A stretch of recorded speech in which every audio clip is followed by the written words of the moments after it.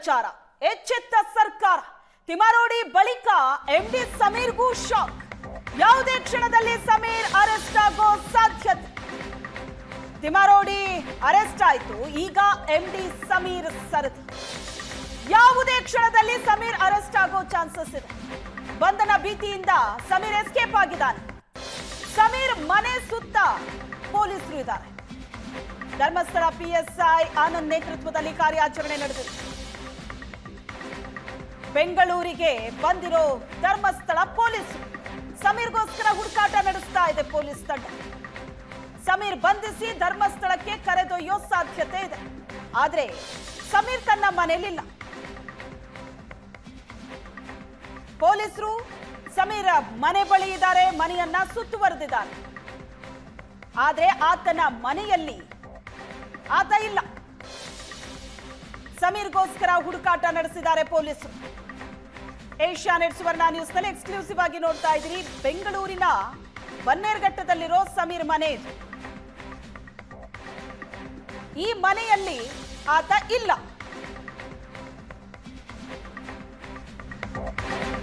YouTuber ಸಮೀರ್ಗೆ ಬಂಧನ ಭೀತಿ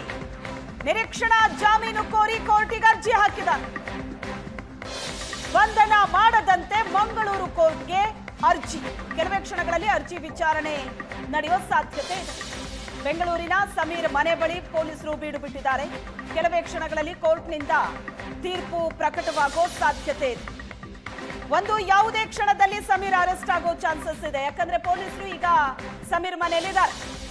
ಸಮೀರ್ ಮನೆಯಲ್ಲಿಲ್ಲ ಬೆಂಗಳೂರಿನ ಬನ್ನೇರುಘಟ್ಟದ ಸಮೀರ್ ಮನೆ ಇದು ಆತ ಎಸ್ಕೇಪ್ ಆಗಿದ್ದಾನೆ ಆದ್ರೆ ಪೊಲೀಸರು ಸಮೀರ್ಗಾಗಿ ಹುಡುಕಾಟ ನಡೆಸಿದ್ದಾರೆ ಈ ಬಗ್ಗೆ ಹೆಚ್ಚಿನ ಡೀಟೇಲ್ಸ್ ಅನ್ನ ಕೊಡ್ತಾರೆ ನಮ್ಮ ಪ್ರತಿನಿಧಿ ಭರತ್ ಸಂಪರ್ಕದಲ್ಲಿದ್ದಾರೆ ಭರತ್ ಒಂದ್ ಕಡೆ ಸಮೀರ್ಗೋಸ್ಕರ ಹುಡುಕಾಟ ಯಾವ ರೀತಿ ನಡೀತಾ ಇದೆ ಯಾಕಂದ್ರೆ ಪೊಲೀಸರು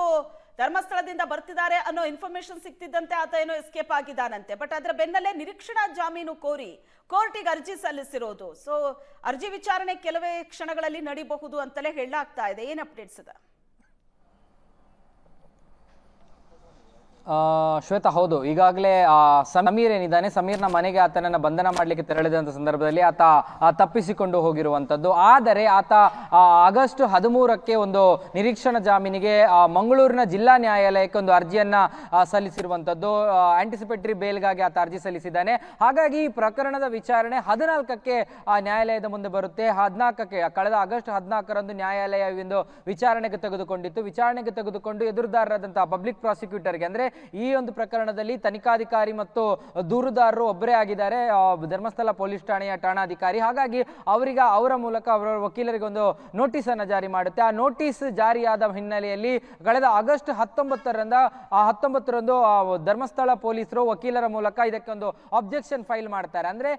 ಈತನಿಗೆ ಸಾಕಷ್ಟು ಬಾರಿ ಈತನ ಮೇಲೆ ಎಫ್ಐಆರ್ ದಾಖಲಾದ ಬಳಿಕ ವಿಚಾರಣೆಗಾಗಿ BNS ಅಂಡರ್ ಸೆಕ್ಷನ್ ಏನಿದೆ ಅದರ ಅಡಿಯಲ್ಲಿ ನಾವು ಅನೇಕ ಬಾರಿ ಆತನಿಗೆ ನೋಟಿಸ್ ಅನ್ನ ಜಾರಿ ಮಾಡಿದ್ದೀವಿ ಆದರೆ ಆತ ಯಾವುದೇ ನೋಟಿಸ್ಗೆ ಪ್ರತಿಕ್ರಿಯೆಯನ್ನು ಕೊಡದೆ ಆತ ತಲೆಮರೆಸಿಕೊಂಡು ಹೋಗ್ತಾ ಇದ್ದಾನೆ ಅನ್ನುವಂಥದ್ದನ್ನ ಕಳೆದ ಆಗಸ್ಟ್ 19ರಂದೇ ನ್ಯಾಯಾಲಯದ ಗಮನಕ್ಕೆ ಸರ್ಕಾರದ ಪರ ವಕೀಲರು ಅಂದ್ರೆ ಪೊಲೀಸರ ಪರವಾಗಿರುವಂತಹ ವಕೀಲರೇನಿದ್ದಾರೆ ಅವರು ಗಮನಕ್ಕೆ ತಂದಿರುವಂತದ್ದು ಹೀಗಾಗಿ ಎರಡೂ ಕಡೆಯ ವಾದ ಮತ್ತು ಪ್ರತಿವಾದಗಳನ್ನ ಆಲಿಸಿರುವಂತಹ ದಕ್ಷಿಣ ಕನ್ನಡ ಜಿಲ್ಲಾ ಕೋರ್ಟ್ ಏನಿದೆ ಇವತ್ತು ಅದರ ಒಂದು ಸುಮಾರು ಸಂಜೆಯ ಹೊತ್ತಿಗಾಗಿ ಇವತ್ತು ಒಂದು ಜಡ್ಜ್ಮೆಂಟ್ ಬರಬಹುದು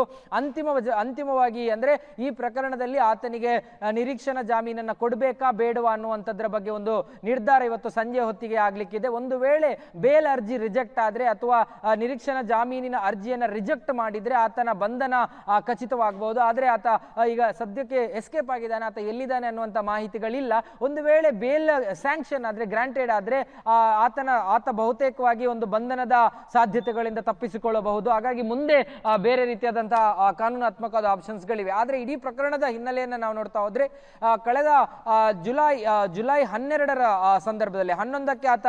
ನ್ಯಾಯಾಲಯಕ್ಕೆ ಒಂದು ಅನಾಮಿಕ ದೂರುದಾರ ಹಾಜರಾಗ್ತಾನೆ ಆದ್ರೆ 12ಕ್ಕೆ ಈತನ ವಿರುದ್ಧ ಒಂದು ಎಫ್ಐಆರ್ ದಾಖಲಾಗುತ್ತೆ ಈತ ಆ ಒಂದು ದೂರುದಾರ ಹೇಳಿದ ಮತ್ತು ಆತನ ಕಂಪ್ಲೇಂಟ್ ಕಾಪಿಗಳಲ್ಲಿ ಇಲ್ಲದ ವಿಷಯಗಳನ್ನು ಹಿಡಿದುಕೊಂಡು ಬೇರೆ ಬೇರೆ ರೀತಿಯಾದಂತಹ ಇಲ್ಲಸಲ್ಲದ ಸುಳ್ಳು ಆರೋಪಗಳನ್ನ ಮಾಹಿತಿಗಳನ್ನ ತನ್ನ AI ಕಾಲ್ಪನಿಕ ವಿಡಿಯೋಗಳೇನಿದೆ ಅದರಲ್ಲಿ ಹಾಕಿಕೊಂಡು ಅದನ್ನ ಸಾಮಾಜಿಕ ತಾಣಗಳಲ್ಲಿ ಹರಬಿಟ್ಟಿದ್ದಾನೆ ತನ್ನದೇ ಆದಂತಹ ದೂತ ಸಮೀರ್ ಅನ್ನುವಂತಹ ಯೂಟ್ಯೂಬ್ ಯೂಟ್ಯೂಬ್ ಪೇಜ್ನಲ್ಲಿ ಹಾಕಿಕೊಂಡು ಇವತ್ತಿಗೂ ಕೂಡ ಆ ಪೇಜ್ನಲ್ಲಿ ಆ ವಿಡಿಯೋ ಹಾಗೇ ಇದೆ. ಅದರ ಜೊತೆಗೆ ಅನೇಕ ಸಾವಿರಾರು ಡೌನ್ಲೋಡ್ಸ್ಗಳನ್ನು ಕಂಡಿದೆ. ಬಹಳ ಕ್ಲಿಯರ್ ಆಗಿ ಆ ಧರ್ಮಸ್ಥಳ ಭಾಗದಲ್ಲಿ ಅನೇಕ ಅತ್ಯಾಚಾರಗಳಾಗಿದೆ. ಆ ಅತ್ಯಾಚಾರ ಪ್ರಕರಣಗಳಲ್ಲಿ ಅಂದ್ರೆ ಅತ್ಯಾಚಾರ ಆಗಿರುವಂತಹ ಸಂದರ್ಭಗಳಲ್ಲಿ ಅಲ್ಲಿನ ನಿಮಗೆ ಅಂದ್ರೆ ಸಾರ್ವಜನಿಕರಿಗೆ ಒಂದು ರೀತಿಯಾದಂತಹ ಪ್ರಚೋದನೆಯನ್ನ ಮಾಡುವಂತ ರೀತಿಯಲ್ಲಿ ನಿಮಗೆ ಈ ಒಂದು ಪ್ರಕರಣಕ್ಕೆ ಸಂಬಂಧಪಟ್ಟಂತೆ ಯಾವುದೇ ರೀತಿಯಾದಂತಹ ಅಂದ್ರೆ ರಕ್ತ ಕುದಿತಾ ಇಲ್ವಾ ಅನ್ನುವಂಥದ್ದು ಸಾರ್ವಜನಿಕವಾಗಿ ಹೇಳಿರುವಂತದ್ದು. ಮತ್ತು ಇದರ ವಿರುದ್ಧ ಇಡೀ ಜಿಲ್ಲೆಯ ರಾಜ್ಯದ ಬೇರೆ ಬೇರೆ ಜಿಲ್ಲೆಗಳಲ್ಲಿ ಪ್ರತಿಭಟನೆಗಳನ್ನ ಮಾಡಬೇಕು, ಹೋರಾಟಗಳನ್ನು ಮಾಡಬೇಕು ಅನ್ನುವಂಥ ರೀತಿಯಲ್ಲಿ ಒಂದು ರೀತಿಯಾದಂತಹ ದಂಗೆಗೆ ಕರೆ ಕೊಡುವ ರೀತಿಯಲ್ಲಿ ಆತ ಹೇಳಿದ್ದಾನೆ ಅನ್ನುವಂಥದ್ದು ಅಲ್ಲಿನ ಠಾಣಾಧಿಕಾರಿ, ಇದು ಬೇರೆ ಯಾವುದೇ ದೂರುದಾರ ಕೊಟ್ಟಂತ ದೂರಲ್ಲ, ಸ್ವತಃ ಧರ್ಮಸ್ಥಳ ಪೊಲೀಸ್ ಠಾಣೆಯ ಠಾಣಾಧಿಕಾರಿಗಳೇ ಕೊಟ್ಟಂತ ದೂರು. ಹಾಗಾಗಿ ಆ ಒಂದು ಪ್ರಕರಣವನ್ನ ಬಹಳ ಗಂಭೀರವಾಗಿ ಪರಿಗಣಿಸಿ ಕಳೆದ ಜುಲೈ 12ಕ್ಕೆ ಒಂದು FIR ಅನ್ನು 192, 240 ಮತ್ತು 353 ಸೆಕ್ಷನ್ಗಳ ಅಡಿಯಲ್ಲಿ ಆತನ ವಿರುದ್ಧ ಬಹಳ ಗಂಭೀರವಾದಂತಹ ಸೆಕ್ಷನ್ಗಳನ್ನ ಭಾರತೀಯ ನ್ಯಾಯ ಸಂಹಿತೆಯ ಅಡಿಯಲ್ಲಿ ಆತನ ಮೇಲೆ FIR ಮಾಡಲಾಗಿತ್ತು. ಆ ಬಳಿಕವೂ ಕೂಡ ಪೊಲೀಸರು ಕಾನೂನಾತ್ಮಕ ಕ್ರಮಗಳನ್ನು ಕೈಗೊಂಡಿರಲಿಲ್ಲ. ಯಾಕಂದ್ರೆ ಕೆಲವೊಂದು ಸೆಕ್ಷನ್ಗಳ ಅಡಿಯಲ್ಲಿ ಈಗ ಭಾರತೀಯ ನ್ಯಾಯ ಸಂಹಿತೆ ಅಡಿಯಲ್ಲಿ ಯಾವುದೇ ದೂರುದಾರನಿಗೆ ಆತನನ್ನ ಬಂಧನಕ್ಕೆ ಒಳಪಡಿಸುವ ಮುನ್ನ ಆತನಿಗೆ ನೋಟಿಸ್ ಅನ್ನು ಜಾರಿ ಮಾಡಬೇಕು, ನೋಟಿಸ್ಗೆ ಆತ ಠಾಣೆಗೆ ಬಂದು ಉತ್ತರವನ್ನು ಕೊಡಬೇಕು, ವಿಚಾರಣೆಗೆ ಹಾಜರಾಗಬೇಕು ಅನ್ನುವಂತಹ ನಿಯಮಗಳಿವೆ. ಆ ನಂತರ ಆ ಠಾಣೆಗೆ ಹಾಜರಾದ ನಂತರ ಆತ ಹೆಬಿಚುವಲ್ ಅಫೆಂಡರ್ ಅಂತ ಕಂಡು ಬಂದಲ್ಲಿ ಅಥವಾ ಪೊಲೀಸರು ಈ ಪ್ರಕರಣಕ್ಕೆ ಸಂಬಂಧಪಟ್ಟಂತೆ ತಮ್ಮ ವಿವೇಚನಾಧಿಕಾರವನ್ನ ಠಾಣಾಧಿಕಾರಿ ಬಳಸಿ ಆತನ ಮೇಲೆ ಬಂಧನದ ಕ್ರಮಗಳನ್ನು ಕೈಗೊಳ್ಳಬಹುದು ಅಥವಾ ವಿಚಾರಣೆ ನಡೆಸಿ ಆತನನ್ನ ಬಿಟ್ಟು ಬಿಡಬಹುದು. ಇವೆಲ್ಲವೂ ಕೂಡ ಠಾಣಾಧಿಕಾರಿ ವಿವೇಚನೆಗೆ ಬಿಟ್ಟದ್ದು. ಆದರೆ ಈ ಪ್ರಕರಣದಲ್ಲಿ ಸಮೀರ್ ಯಾವುದೇ ರೀತಿಯಾದಂತಹ ನೋಟಿಸ್ಗೆ ಉತ್ತರವನ್ನ ಕೊಟ್ಟಿಲ್ಲ ಅನ್ನುವಂತ ಮಾಹಿತಿ. ಹಾಗಾಗಿಯೇ ಆತ ಕಳೆದ ಆಗಸ್ಟ್ 13ಕ್ಕೆ ಒಂದು ನಿರೀಕ್ಷಣಾ ಜಾಮೀನಿಗೆ ಅರ್ಜಿ ಹಾಕಿದ ಕಾರಣಕ್ಕೆ ಅದು ಇವತ್ತು ಅಂತಿಮ ಜಡ್ಜ್ಮೆಂಟ್ ಬರಲಿಕ್ಕೆ ಇರುವಂತದ್ದು. ಅದರ ಮಧ್ಯೆ ಆತನ ಬಂಧನದ ಒಂದಷ್ಟು ಹೈಡ್ರಾಮಾಗಳು ಕೂಡ ನಡೀತಾ ಇರುವಂತದ್ದು. Yes, thank you Bharath Raj.